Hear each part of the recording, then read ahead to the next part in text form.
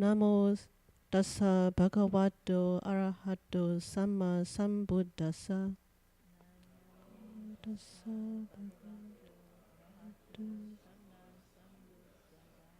Namo tassa bhagavato arahato samma sambuddhassa.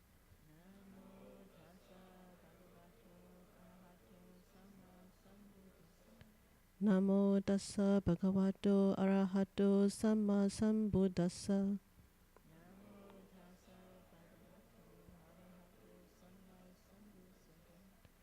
Homage to the Blessed, Noble, and Perfectly Enlightened One.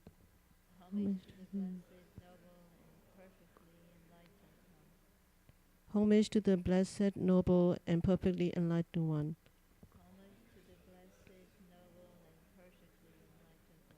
Homage to the Blessed, Noble, and Perfectly Enlightened One.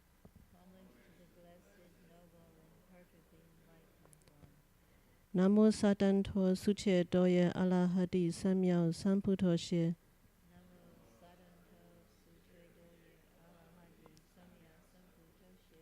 Namo Satanto Suche Doye Alahadi Samyao Samputoshe.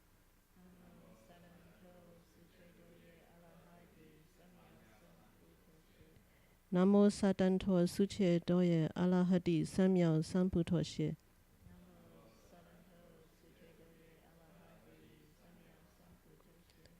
The unsurpassed, deep, profound, subtle and wonderful Dharma, to 100,000 million eons, is difficult to encounter.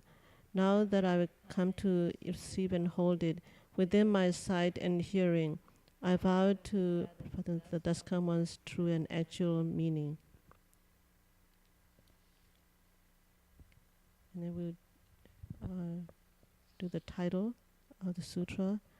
Homage to the Buddha's Flower Garland Sutra of Great Expansive Teachings. Homage to the Buddha's Flower Garland Sutra of Great Expansive Teachings. And the ocean-wide flower garland assembly of Buddhas and Bodhisattvas. And the ocean-wide flower garland assembly of Buddhas and Bodhisattvas. Okay.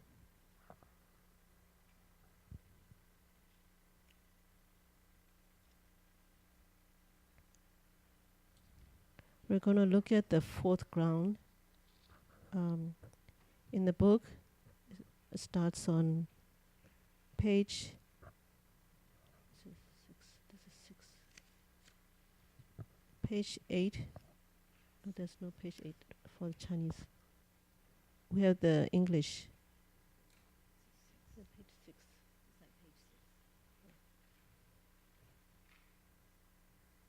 Do you have page 8?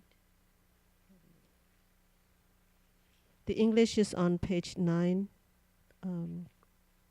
at the top.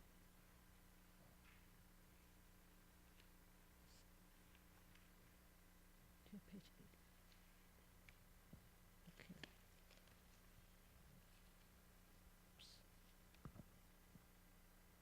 Okay. Okay. So we will read the Chinese first.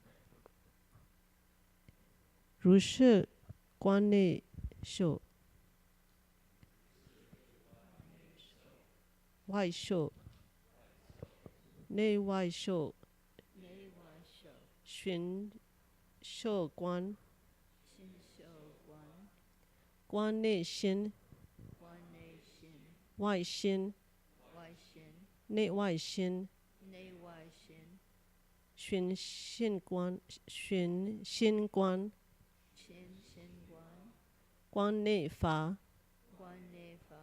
外法，内外法，玄法观，请永念之，处世间贪忧。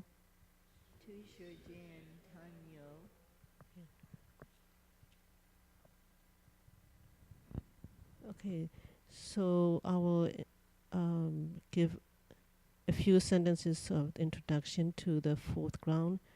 We are just at the beginning of the fourth ground. And fourth is the fourth of the 10 grounds, chapter of Flower Garden Sutra. And so this is the ground of blazing wisdom. And before that we had the ground of happiness, the ground of living filth, and the ground of emitting light. And we are at this stage we are just starting to go deeply into the practice, and so this is the beginning of world transcending stage. And Jin Roshi will do the first part of this 4 stations of mindfulness, or 4 is it another way of saying this, 4 there's another way, 4 contemplations of my mindfulnesses. And so this part is the second, second of the 4 feelings. We already had contemplation on the body, so Jin Roshi will do the second portion.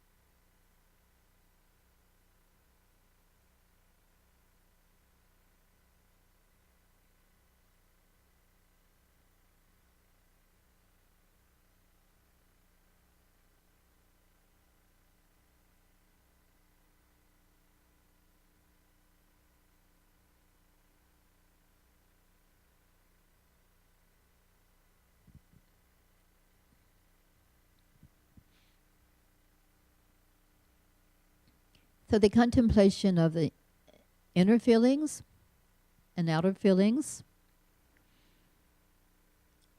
He contemplates the outside of the body, and the feelings are sights, sounds, smells, taste, and objects of touch. And the inner feelings refer to the 5 skandhas. They're inside the body, and those are the form, feeling, thinking. Activities are impulses and consciousness. So by returning the light and by illuminating the light within, he's able to contemplate feelings, to get to know what feelings are like. He contemplates the feelings one by one.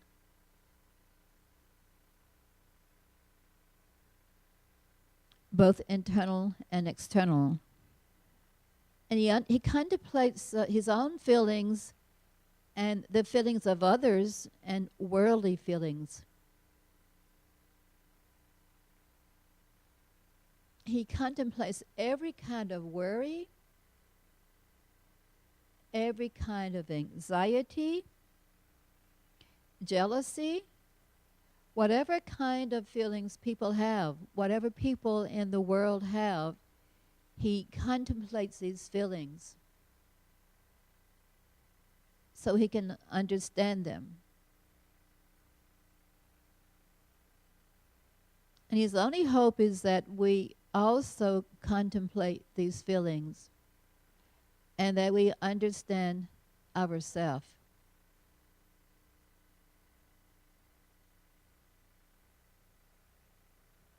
the Venerable Master always says,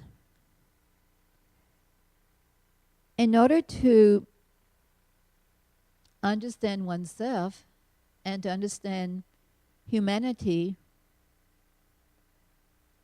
one should do what's difficult to do. And I know you've heard him say that many, many times. Do what's hard to do. And then you understand yourself and you understand others. Only then can you break through the 5 skandhas. Only then can you understand and be humane. And this reminds me of the Master himself when he was sitting by his mother's grave. Remember the story when the mosquitoes came? They came buzzing around him. And they buzzed and buzzed and buzzed, and he thought, well, I could just slap them. I could just kill them, just like that. But they're my friends. I used to be a mosquito myself. So how can I can actually kill a mosquito? It's like killing my own mother, my own flesh and blood. And he says, well, I'll just take off my shirt. So he took off his shirt. He says, okay, mosquitoes, old friends, come on, and you can crawl around on me, you can bite me, you can suck my blood in my ears and my nose. Come, be my guest. And so he took off his shirt and he just sat there. And the mosquitoes came. They swarmed in. And they crawled around his body. They crawled up his nose, around his ears, on his head, everywhere. And all of a sudden they just left. Not one mosquito bit him. Not one. He says, wow, that was a test. It was really hard to do. It was really hard to do. But that was just a test. So I always think of this story when I have something very difficult to do. Which reminds me, right now we're having our Chan session at the City of 10,000 Buddhas. And I thought, well, this year I want to correct a fault I have. I want to work very hard and correct this fault. So I began to sit there, and I realized this fault had to do with the feelings, that I have. And the feelings come to my eyes. When I sit there in the hall, I'm sitting there in front of a radiator, a kind of a heater, and I open my eyes and I look at the heater, and I have no feelings whatsoever. Nothing. But then when I leave the Chan hall and I go out and I see a certain person, I use the same eyes, but I have feelings. I'd rather go around. I'd rather not meet this person because I have all these feelings. And I was thinking, this is a really good time to try to correct this. How can I change my feelings when I see this person? So I was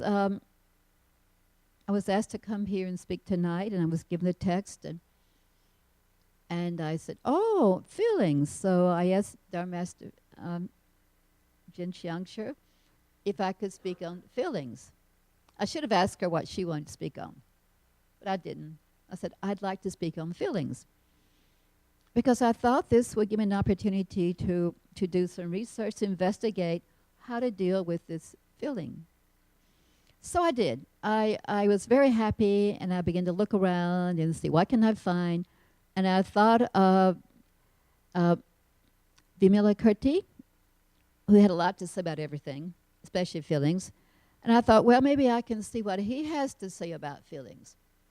And what he said was this. He says, when Vimalakirti was talking to the bodhisattvas. He asked them, he says, well, kind sirs, can you explain to me how a bodhisattva can enter the Dharma gate of non-duality? And wonderful mind bodhisattva says, well, I can talk about the eyes and about the forms. And I thought, perfect.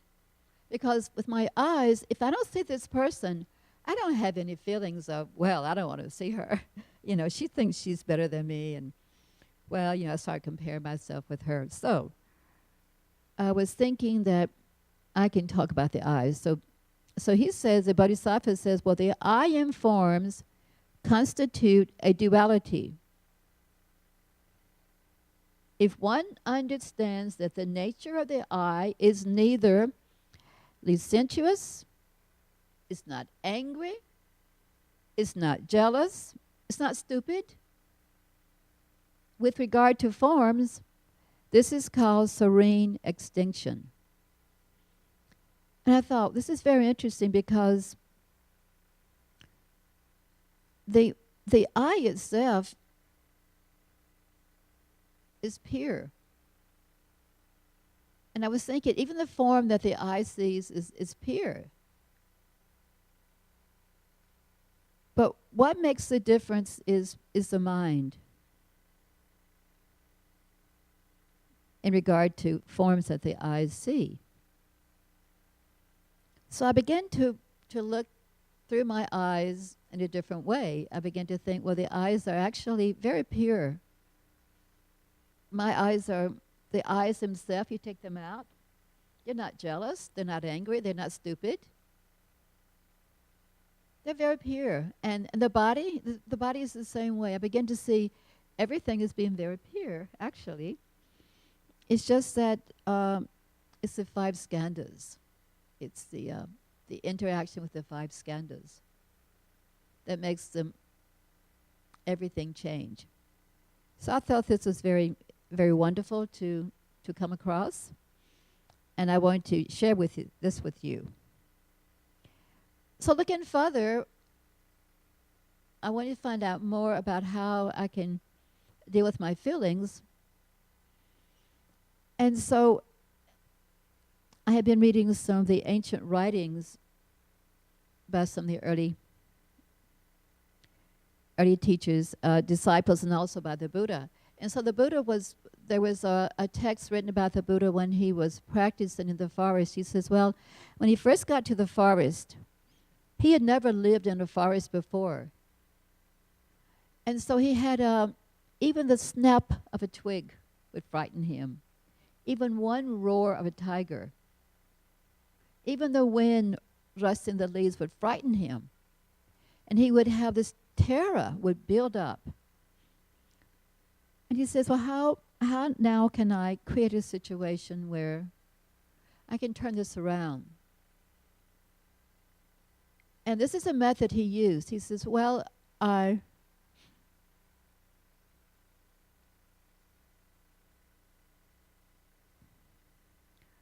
if I'm sitting,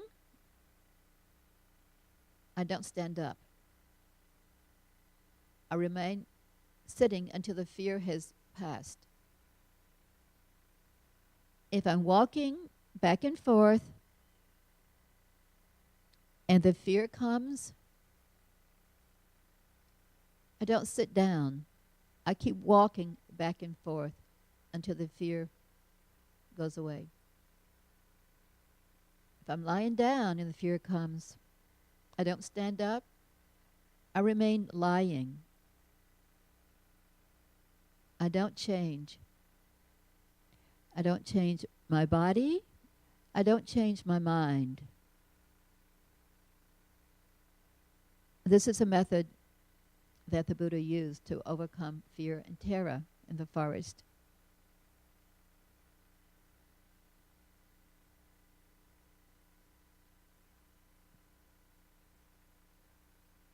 A little bit about the 5 skandhas.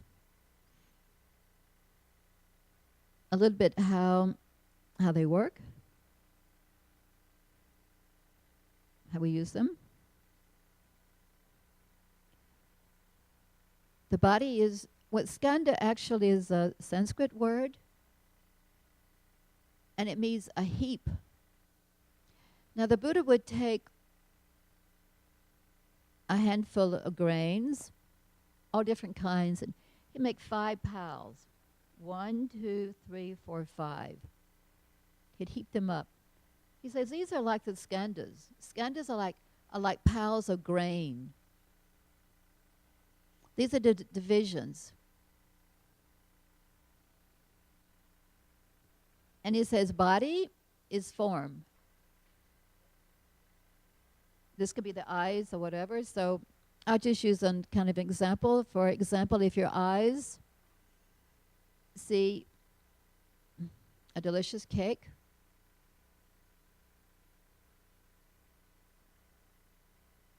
then this brings up feelings, the feelings of pleasure. Oh, it'd be really, really nice to have some of that cake. I mean, it looks so delicious. I think that it looks like my mother could have baked a cake like that. And so I really like to have some. So begin to, and we think about what a pleasure it'd be to have some of that cake. And then we go into cognition. Well, let me see. How can I get a piece of that cake? So the mind begins to think of all the different ways that you can get a piece of that cake. Well, do I ask for it? Do I just get a spoon and a fork? Do I cut my own? You need to begin to plan and begin to scheme about how you can get a piece of cake. So you finally get it.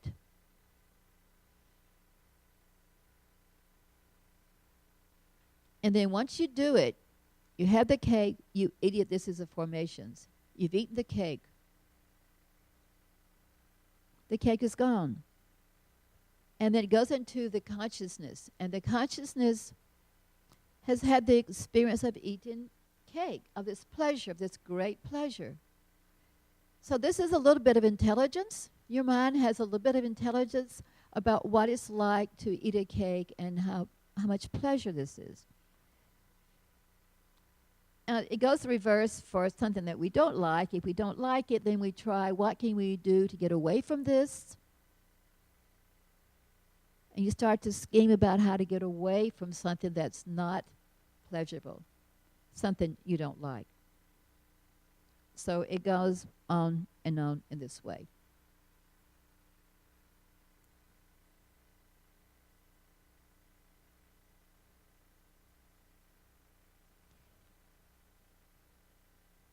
So in our cultivation,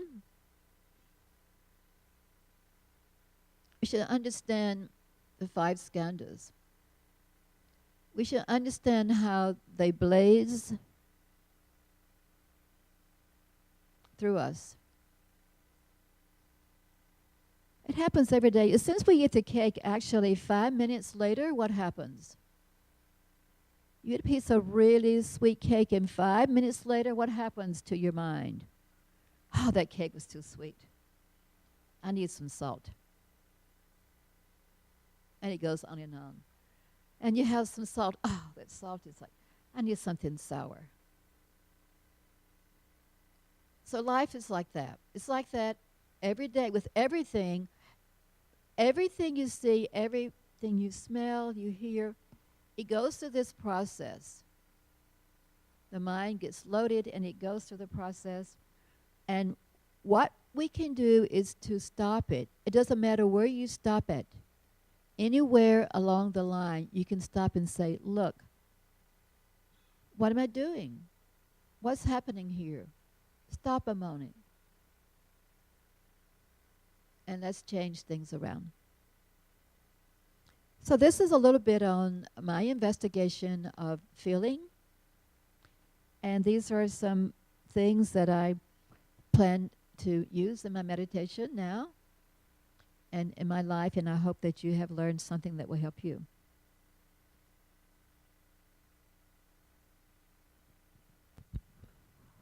So the third, I'm going to cover the mind and the Dharmas part, but Jinrosha already covered a little bit of the mind. So the text says, he contemplates the inner mind, the outer mind, the inner and outer mind, making a methodical contemplation of the mind.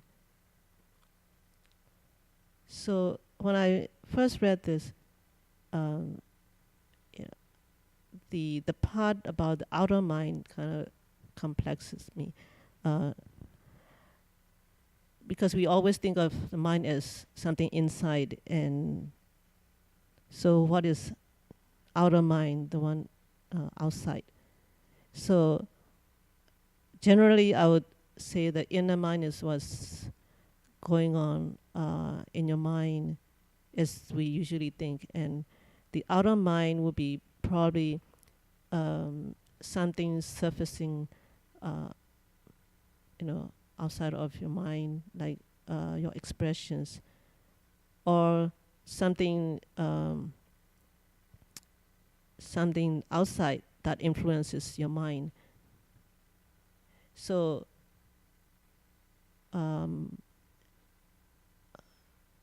for generally, there are, according to the 100 Dharmas Shastra, there are 8 mind dharmas. We have 8 consciousnesses. The 6 consciousnesses of the 6 faculties, which are the eye consciousness, the ear consciousness, nose consciousness, tongue consciousness, body consciousness, and the 7th consciousness, and the 8th consciousness. Did I cover the first 6? Eyes, ears, nose, tongue, body. Okay, so these are the first 6, 5, and then the mind consciousness is the 6th consciousness. So the first 5 are eyes, ears, nose, body, and mind. And then the 6th one is the discriminating consciousness, and the 7th consciousness, and then the most subtle one, 8th consciousness. So these 8 are called 8 mind dharmas. So these are awarenesses that are happening in the mind. And so when you see form, there's that awareness that you see the form, and so on for the other faculties. And then we have 5 universally interactive mind dharmas, dharmas belonging to the mind, which are, I think Jiroshi already covered a little bit.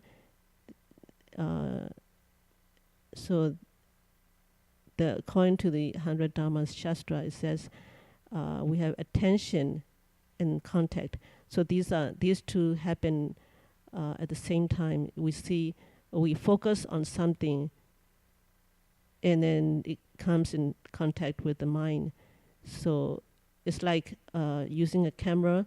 You have to focus the camera, and once it's focused and the form comes into the mind clearly, and it makes the contact with the mind.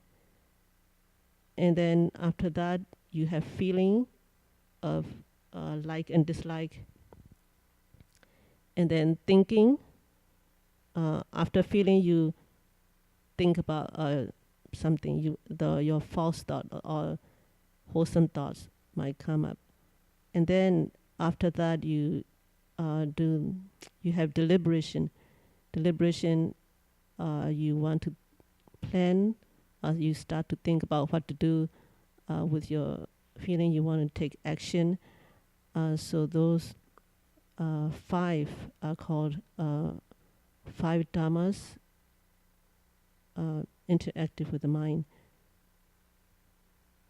So similarly, when we are here in this assembly, we have people are paying attention, so you have the contact with the sight and the sound. So from then you have feeling of understanding with the mind, and then deliberation. You contemplate and you start to try to understand what you've heard.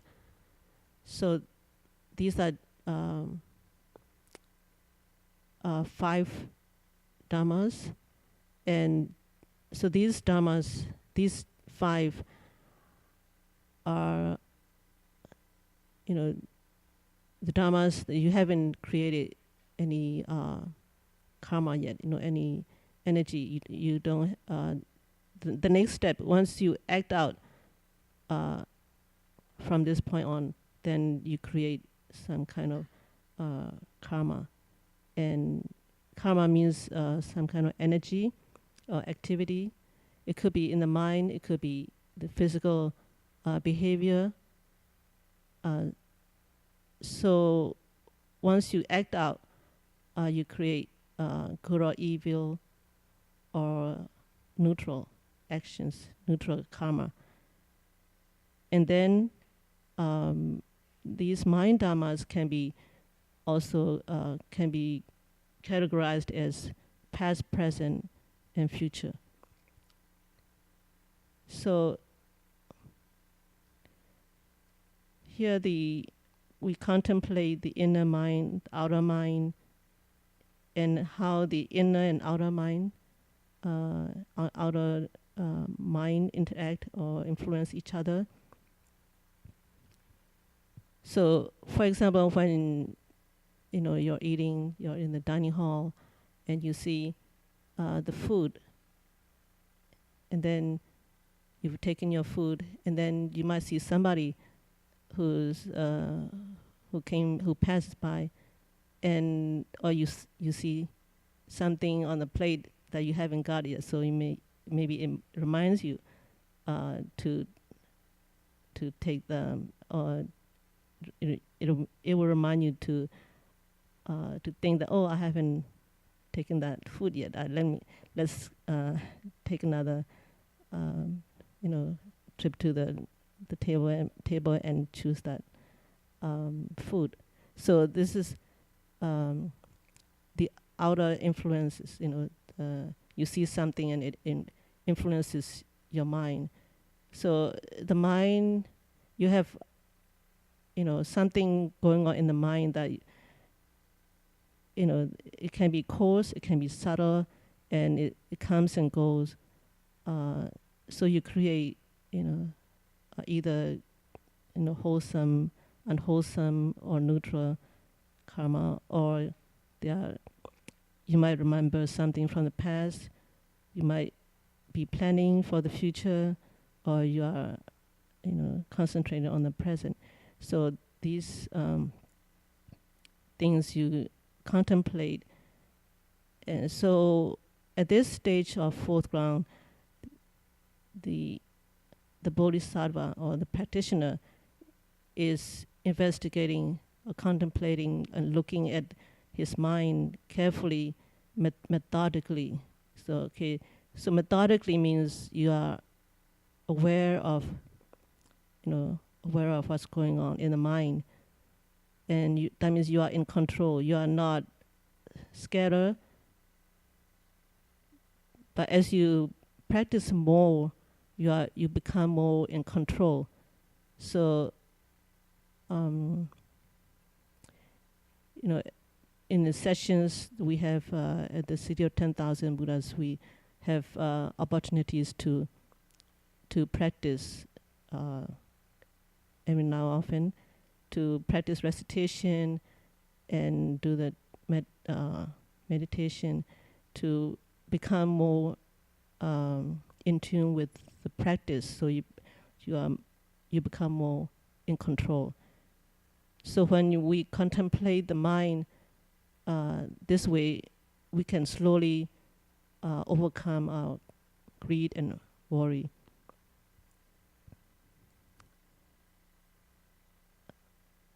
So this is the third mindfulness, third station of mindfulness. Usually there's a saying that the thoughts are impermanent. So this is the part where you contemplate the thought, the thoughts in your mind as impermanent, don't hold on to it. So if you remember this contemplation, then you will not hold on to or grasp your thoughts. You don't get hung up on your thoughts. So the next one is on Dharmas. It says, he contemplates inner Dharmas, outer Dharmas, and inner and outer Dharmas, making a methodical contemplation of Dharmas. Diligently and courageously keeps wisdom in mind and expels mundane greed and worry. So here we are seeing the word Dharma with a small d. So there's also another word with capital D. So with the capital D, it means teachings of the Buddha or the reality. And also the small d, Dhammas, means the mental and internal and external phenomena. So, for example, we often see the word Dhamma. So I would rephrase it as the realm of reality or the realm of phenomena. We have 10 Dhamma realms. So when you look at the 10 Dhamma realms, we have 10 destinies or 10 existential realms where beings can be reborn or become sages. Beings can be reborn in 6 destinies or become sages in the 4 upper realms.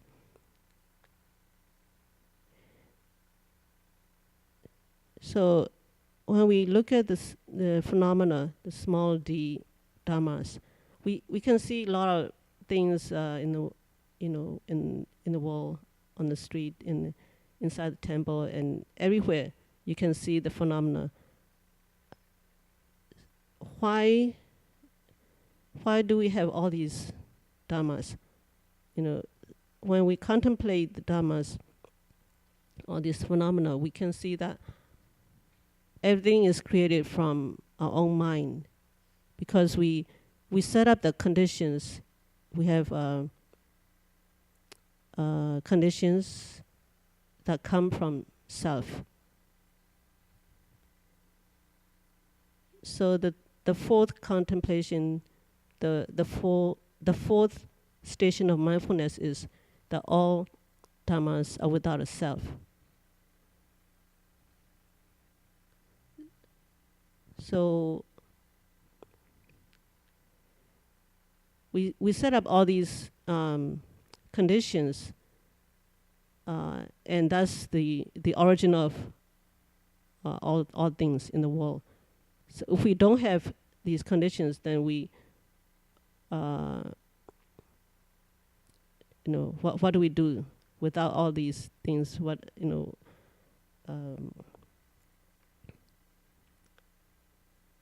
would you feel about having no self? So I want to relate a story. One time we have a disciple from Malaysia. He's the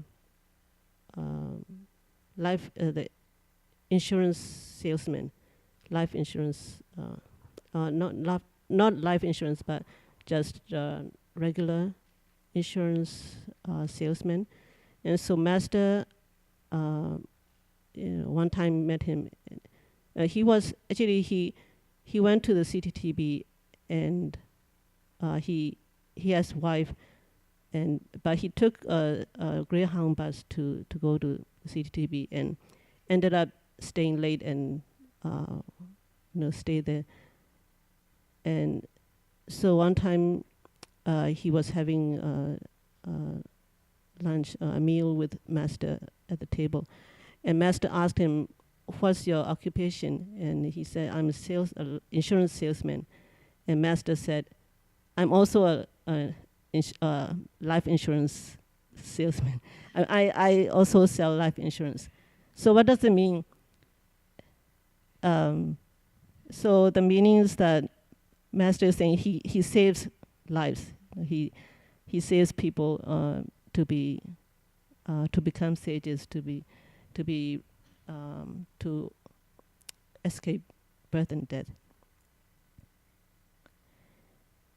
So one time I was looking at the when I was working, I looked at the life insurance policy. Have you ever looked carefully at the life insurance policies? That was a long time ago, and it was kind of enlightening. They have you won't get the insurance until you have your body parts damaged or you die, but they have a price, there cost of payment. If you lose your arm, you get there's a certain amount. If you lose your leg, there's a certain amount, and so on. So they put these prices for body parts. So that was so you can see who are we? What is self? 5 skandhas, or these body parts coming together, and so. And then the part about conditioned. So the reason we have this world is we have all these conditions. So what is the meaning of conditioned dharmas? The conditions come to exist because we have the self, intention, and so on. For example, we have all these inventions. People have ideas, new ideas, and they invent something. And nowadays they have patents. You have without patents, you might lose your, you don't own this idea that you have. So there are policies and rights, copyrights, and so on. So all these are conditions. Another example is we have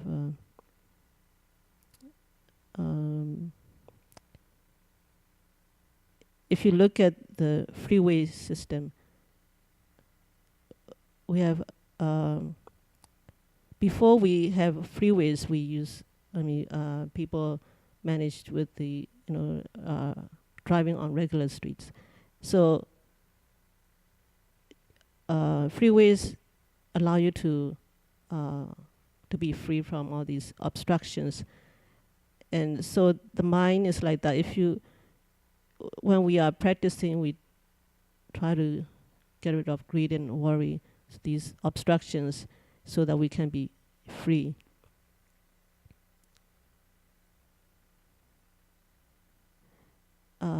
Recently, I was in an art class, and there's an exercise that connects to the Buddha Dharma, and I thought it's interesting. and I want to share with you. We had an exercise called blind drawing.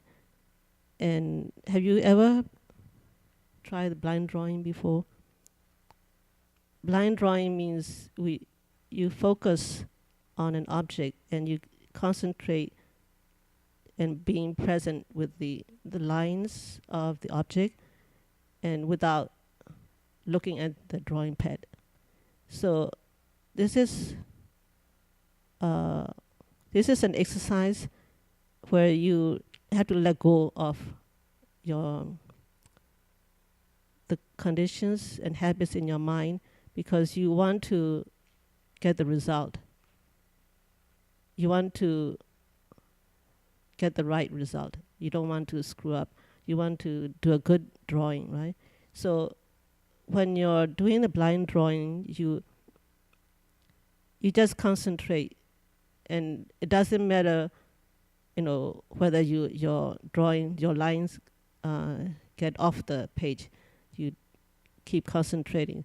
So it's not easy, because I asked my my art teacher. I don't know when I draw without looking. I don't know how far I have gone. So she said, well, it doesn't matter, because if you're thinking that way, then you're looking for the result. You want to get the result. So when you're practicing this kind of drawing, you don't care how the drawing will show up. So this is the practice of being at the present and being without conditions. And so she said, when she looks at the drawing with blind control drawing, she can see the energy from it. So it's like an ant following that path, the path of the line. And so it's all continuous, no break. You don't lift up your pen or pencil. So it's continuous drawing without any breaks or lifting up the pen. And another exercise is the upside down drawing. And when you're doing the upside down drawing, you're letting go of conditions again, because when it's right side up, you are looking at something the way it's supposed to be.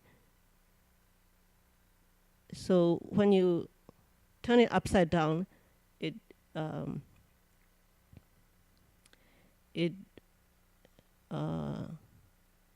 gets you out of the boundary, that condition, the conditional boundary, so that you're not bound by the preconception of how it's supposed to look. And experiments have shown that when people who don't know how to draw from upside down picture, they can draw quite well. The drawing will come out pretty good. So this is an exercise. If you want to try out, that's one way to see, to break away from conditions.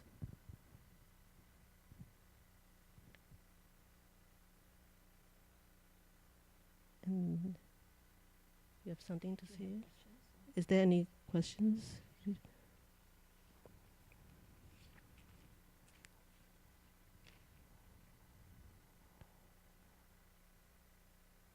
Another example I want to also bring up is in the Shrankama Sutra. There's a case of Yajñadatta. He was looking at the mirror, looking at himself, and he was looking intently at his facial face, at his face, his eyebrows and his eyes, nose, and in detail he looks at his own image. After a while, because of the intensity of his looking, he at one point he thought he lost his head, and he was panicked. And so what happens is the intensity, the concentration of his looking, changes the way the mind functions. So this is the one example of how in the mind something's happening. So the way you look at things is important. Nowadays, people create things to satisfy your mind. There are good and good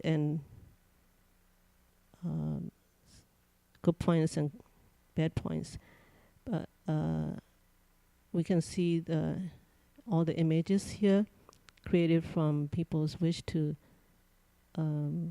create wholesome dharmas. And I saw an image, a couple of images in the dining hall just today. There's a astral image and Guanyin image. So if you look at from one point, you see one thing. If you look at another angle, you see a different image. So these are just products to satisfy your mind. These are good things for people to bring forth something good, to increase your faith and joy. And so the Dharmas come to exist because of our mind, because of our wishes and desires, aspirations. So we can contemplate all the Dharmas in the world and try to overcome and expel the mundane, greed, and worry. So this is, we'll cover up to now, up to this point.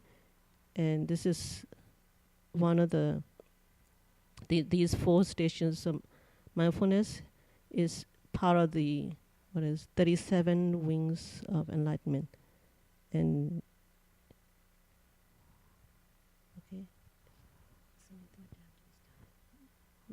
So do we have a question and answer period right now? Is our time at 8:30? When do we stop?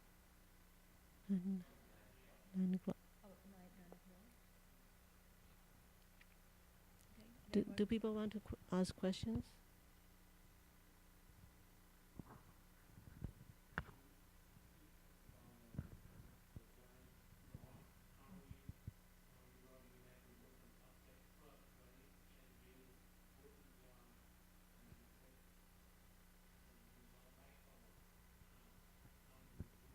You just pay attention to the object without looking at the drawing pad. So but you have to concentrate to be present with the lines of the object. I actually tried this. I'm in the same class together. Yeah. Mm-hmm. And you just have an object and you have your pencil and you look and you just draw. And when I finished, it was like the most extraordinary drawing I'd ever done before. It was wonderful. It made no sense at all. It wasn't anything at all like the object, but it was a wonderful drawing. It had such a life to it. And usually my drawings are really dull. And so I was just delighted to do such a wonderful drawing without any effort, without even trying. Yeah, it might be. Your mind can just be totally free. You don't care. Yeah, it might be out of proportion and distorted and lopsided and whatever. But there's like the teacher said, there's a sense of energy in there. It's continuous. That means you're not afraid to go wrong. That's what it means by letting go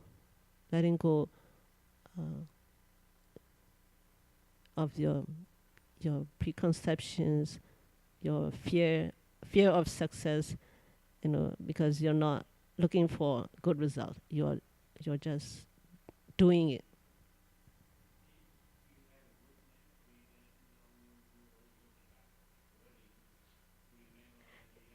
Well, that's using your preconception. You're not concentrating on the lines on the object. It's actually the process. It's the process of each moment. Because if you draw and it's the moments in the drawings is what makes the life. Because you're not thinking about what's it going to be. It's just each moment. Oh. Have some tea. Well, actually, I'm going to have a drink, then I'm going to tell some.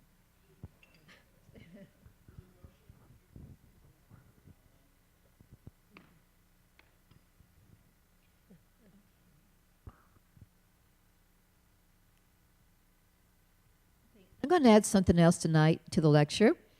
And this is a poem written by Ananda. So you all know who Ananda is. He was the Buddha's attendant and his cousin. Now, Ananda was said to be a very warm-hearted, very loving, very kind, gentle person. He was very intelligent. He was also very careful. And he was very polite to all the monks, everyone, very polite and very kind. He made appointments for the Buddha. And he had to be very careful to make sure that everyone had the right amount of time and that they were giving instructions on how to speak to the Buddha. He was just very wonderful in everything he did. And he took care of the Buddha very well. He washed his feet. He carried his begging bowl when the Buddha became old. So Nanda was a very wonderful person all his life. But then there came a time when the Buddha died. He passed away. Ananda became the elder. He was the eldest of the monks before the Buddha passed away. Shariputra passed away. His son Rahula passed away.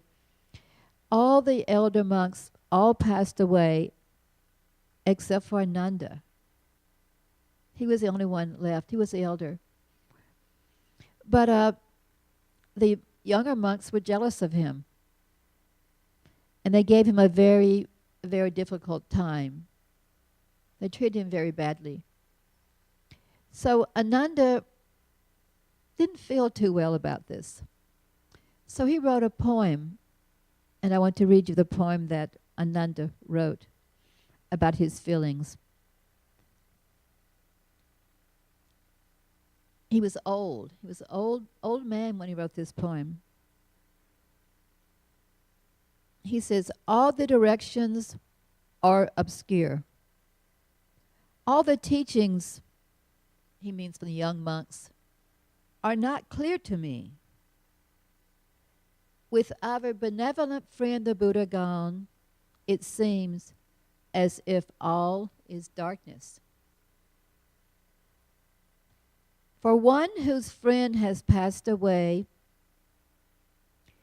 one whose teacher is gone for good, there is no friend that can compare with mindfulness of the body.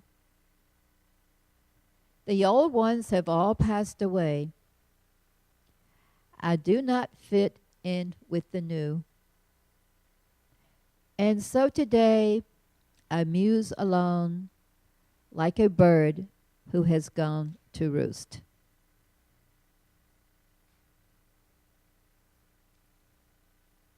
So as you see, this poem suggests that Ananda passed away very lonely at an old age.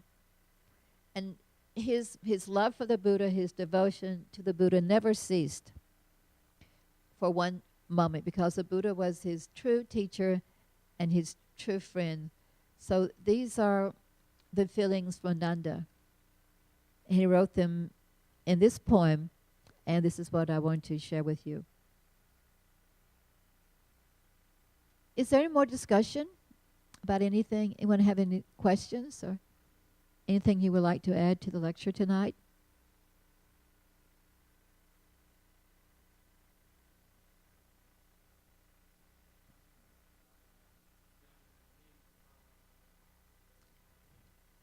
Rahula died when he was about 25 years of age. Yeah. Rahula was a very extraordinary person. I just had the opportunity to study with Dr. Appanar, if you're familiar with her. She's teaching a class at the university in the ancient writings, Buddhist writings. And we've been studying a lot of very unusual writings I've never heard before. And this is one of the things that we are studying. But we also studied about Rahula. And if you don't have anything, I can talk about Rahula because it was very interesting. Well, when Rahula left, he followed the Buddha home. The Buddha was visiting his father, and Rahula just followed his father home one day, right behind him. And the Buddha says, "Well, Rahula, would you like to become a monk?" And Rahula says, "Yes." So he was ordained as a monk. He was the youngest one. And he was just so happy to be around his father. So they left Kapilavastu and went down along the Ganges River to other places.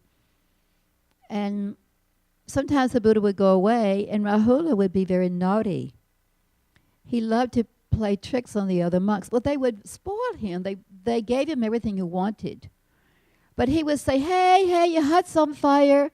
And everyone would run and grab water, and they go there, and he says, ha, it's just a joke. Well, he would hide their ropes, he'd hide their begging bowls, all kinds of things. So he was really quite naughty. But then the Buddha heard about this. He says, Rahula, come to my hut today. And Rahula was like, I get to go to my father's hut. My father favors me, he likes me. But of course, the Buddha never gave anything. He was always the same with Rahula as with everyone else, but Rahula was. So he went, and the Buddha was washing his feet. And he says, Rahula, would you like to drink this water? No, it's filthy. So the Buddha says, okay, I'll pour it out. So he poured the water out on the ground. And he says, Rahula, would you like to have this basin? He says, well, there's no need for it. It has no water in it. And he says, aha, Rahula, it's the same way with you telling lies. People have no need for you. If you tell lies, then people don't have any use for you. Like this basin has no use right now. It has no water in it. And so Rahula goes like, oh. And the Buddha says, you wear a yellow robe.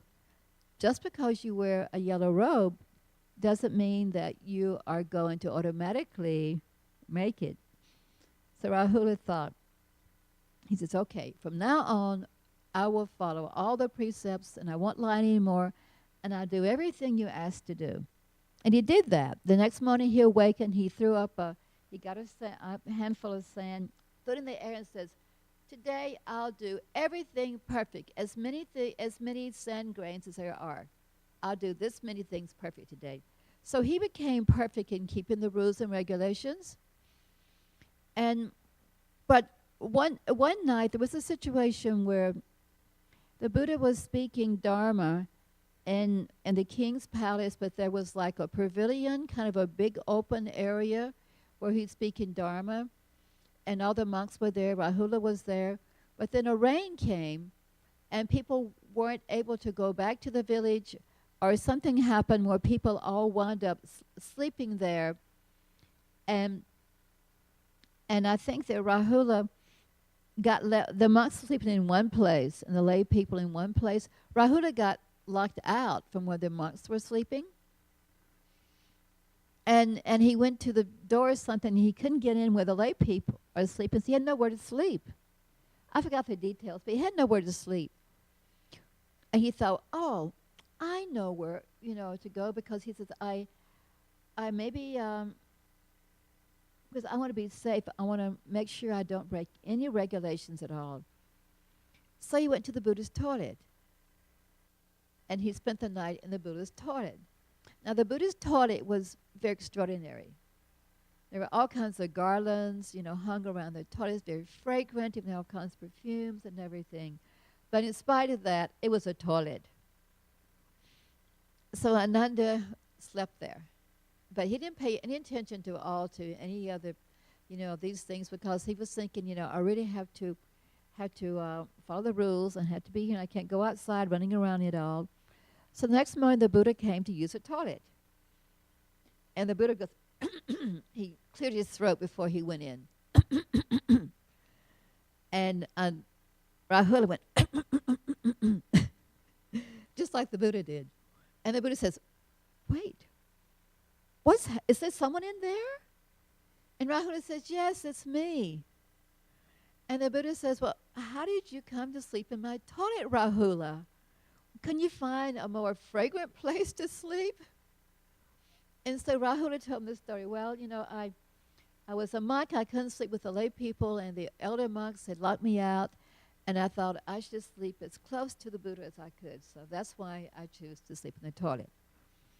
And the Buddha says, the next morning he called all the monks together. He says, well, what happened? Shariputra, aren't you taking care of Rahula? He says, well, last night wasn't my turn. It was actually, and it goes around. No, I thought it was his turn. So no one could figure out. So the Buddha says, okay, for now we had to make a regulation. So he made certain regulations about where people had to sleep at night, and they all had to make turns taking care of Rahula. So this is a story about Rahula in the toilet. The other story about Rahula is this. There was another precept that Rahula kept that was very extraordinary. Anyway, and someone made a comment on Rahula always keeps the precepts. And the Buddha says, yes, not only in this life, but every life, Rahula has always kept the precepts. He says, I can tell you about a life when Rahula was a young deer. Now, the king of the herd was his uncle. He was a big buck, a beautiful grand buck, the grandest of all. So when Rahula was born, then his mother took him to the uncle and said, this is your nephew. Your nephew has just been born. You're the uncle. I want you to train your nephew in the ways of a deer, how to be a deer. And the uncle says, fine, leave him here and I will train him. So he was with the uncle for many, many days. And finally he returned back to his mother. And they were wandering around one day, and Rahula went off from his mother, off in the herd, because he could roam with the other young deer. He was old enough. He knew the ways of a deer. But he roamed off, and he got trapped. And when he was trapped, he screamed, a deer scream, and the other deer heard the scream, especially the mother. She could tell her child scream, and she says, oh, my son has been trapped. How could this happen? He was just trained in the ways of a deer. And she went straight to the uncle. I mean, she was like, you should have trained my son correctly. He's already trapped. You didn't train him. And the uncle says, wait. And you'll see. So what happened, he was a young deer. He was trapped, so the young deer laid down on the ground, on his side. He kicked the earth with his feet to make it rough, like there'd been a struggle. And then he loaded his belly, stuck his belly out, and then he urinated on the ground. And he rolled around in it. And then he rolled his eyes back in the back of his head.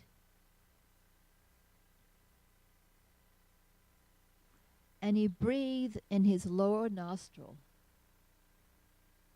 So it looked like he wasn't breathing at all. And he slathered, he kind of foamed at the mouth. He kind of made some slobber and kind of made it like he was foaming at the mouth. And then pretty soon the buzzards came overhead. They began to kind of circle around him. The hunter came. And the hunter goes, smells really bad. He probably died this morning. He's already smelling. He's already stinking. Well, never mind. I'll just go over and I'll just check him out. So he went over and he kicked the deer in the belly. He says, oh, look at his belly. It's all bloated up. Oh, he's ready to be cooked right now. I should get some firewood. So the hunter unloosed the trap and started to, and kind of pulled him around a little bit and went and started to get the firewood. And of course, as soon as the hunter went to get the firewood, the deer leapt and he was away and back in his by the side of his mother. And the uncle says, well, what do you think, mother? Did I train him in the ways of a deer or not? And she says, yes, you trained him well. And so the Buddha says, in this life, I've also trained Rahula. I've trained him very well. And Rahula became he was very intelligent. And he was a very good cultivator. So he became one of the top disciples of the Buddha. And the Buddha was very, very pleased with his son, Rahula, because he was known in keeping the precepts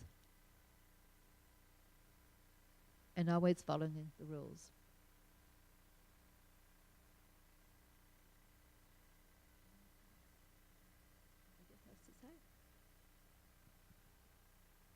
Well, I can talk a little bit more about feelings. Feelings has become a very big thing today. People really are talking about feelings. So in the school, we are teaching about feelings, teaching kids how to talk about feelings, how to express them. Because right now, at the City of 10,000 Buddhas, we have a lot of children who come from broken homes. There are very few children who come from homes that have a mother and father. They usually have 2 or 3 mothers or 2 or 3 fathers.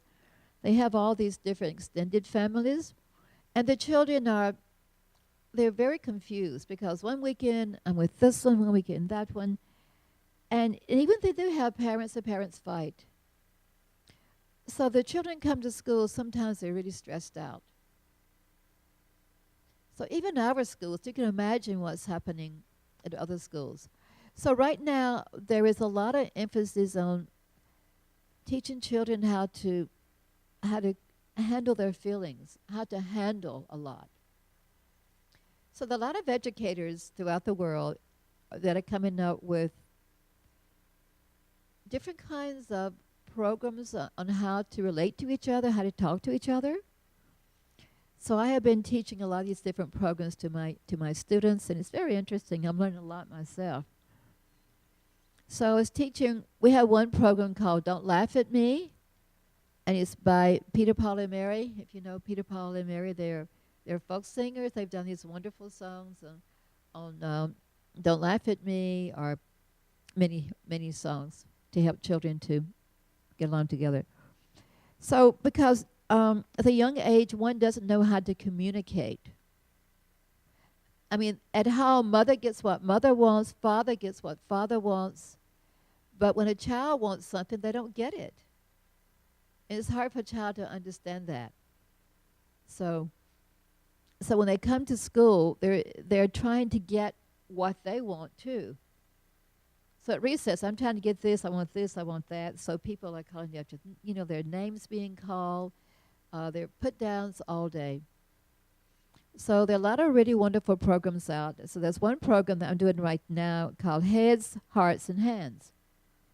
You learn to use your mind, you learn to use your heart and your hands to help each other. And a lot of activities, a lot of exercises, a lot of games that children play. So there's one special one I like to do, and it's how to talk to each other. Like when someone is doing something to you, how to talk to them, let you know that what you're doing is hurting my feelings. It's hurting me. I want to express my feelings. So the rule is you can never say the word you. If someone hits you, you can't say, you hit me. You have to say, I feel disappointed because you hit me, because you're my friend. So if you say something like that, and the person, they'll say, if you use the word I, it's called the I message. I had to use I feel this way because of what you're doing to me. These are my feelings. So you're not projecting onto the other person. You're not putting the blame onto them. You're trying to find out what is happening. So one day it was we were in a circle, and this little girl says, "Oh, excuse me, but Wendy, I feel really, really, really terrible when you pick your nose and you put your snot on me." She said, because snot is not nice. So I thought that was kind of cute. Anyway, it makes a difference. The children learning very fast, and they're learning to solve their own problems. They're learning to use the word I, the I message. And for example, if a child says, well, I feel very jealous because you're not playing with me. And the other person says, yeah, well, I know what it's like to be jealous. And they're talking about jealousy. And they work it out. So I just wanted to share some of the things that we're teaching the children. We're learning ourselves to teach.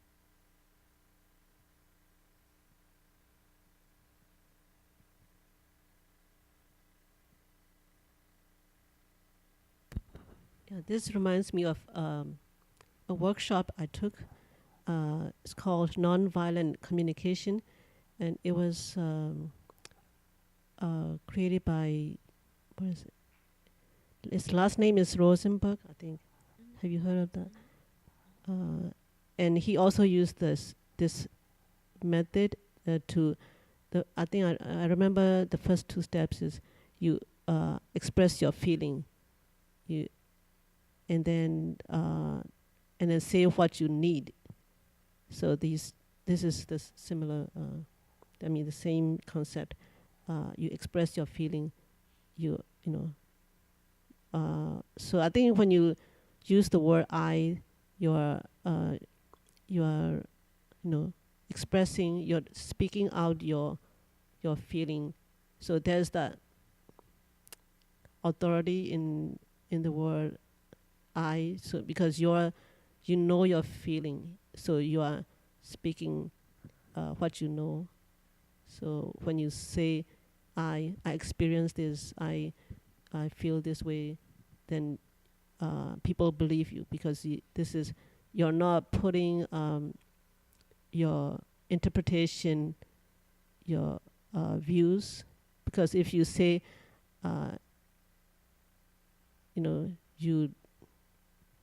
you are jealous, or you are snobbish, or whatever, then you are putting your own interpretation, your opinions. It may or it may not be true. So when you say I, then you are speaking what you know, and there's authority in that.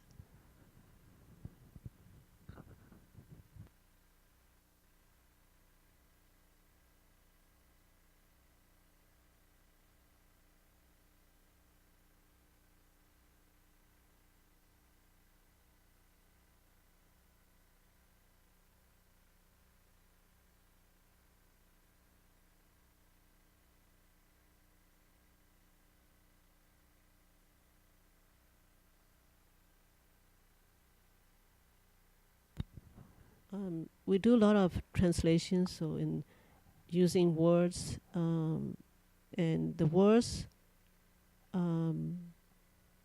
over time people use for different purposes and different situations. So the words themselves become tainted, you could say, because when we do translations, we have to avoid certain words because they have been used in a certain way. You know, just recently we were editing Lotus Sutra, and we had to be conscious of words that may have implications like holy, Lord, and so on. So to make sure we want to we convey the right meaning, we have to look up a lot of words, synonyms, to get the the right meaning, because over a period of time people have been using, so the words themselves have attached meanings, so they were actually, you could say, they are conditions or views put on these words. So the words themselves have attached meanings. So this is the result of putting conditions on words.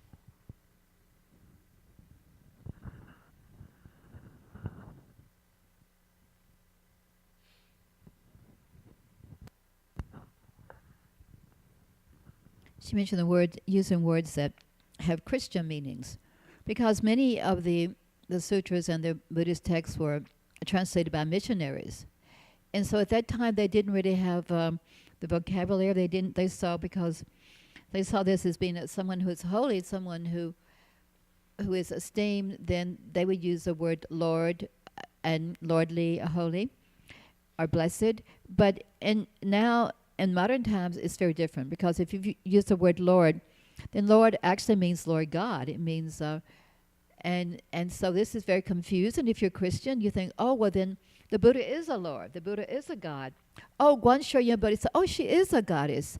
And then so many people ask me that, say, oh, but she's not they're already gods, aren't they? Why don't you just, why do you have to be a Buddhist? Why don't you just be Christian then? So it's confusing to them. So it really is. It makes a difference for us to start investigating these words and make sure that it's difficult to find the right words sometimes to use, but we're working and we're finding words. We actually have Webster's has done a great job providing many words for us. So, but it's a real challenge and a real pleasure to work in translation. So right now, as you know, translation is going on. There's so much translation right now. At the City of 10,000 Buddhists, we have many, many groups of people who are translating. We're joining, we have committees, and we have teams working on doing a lot.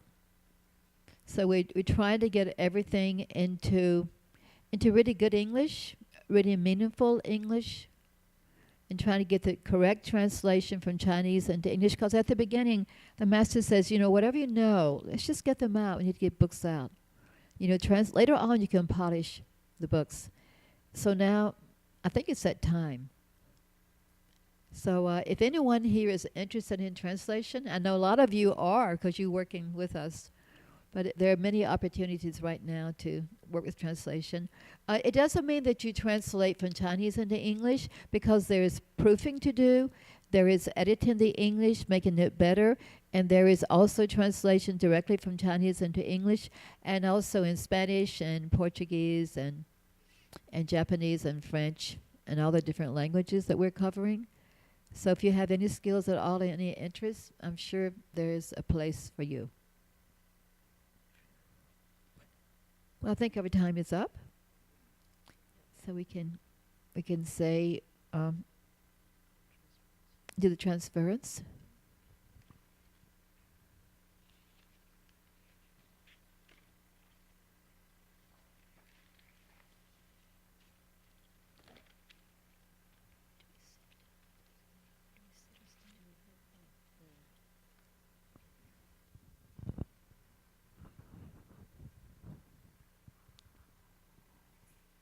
Do we stand up or just sit down?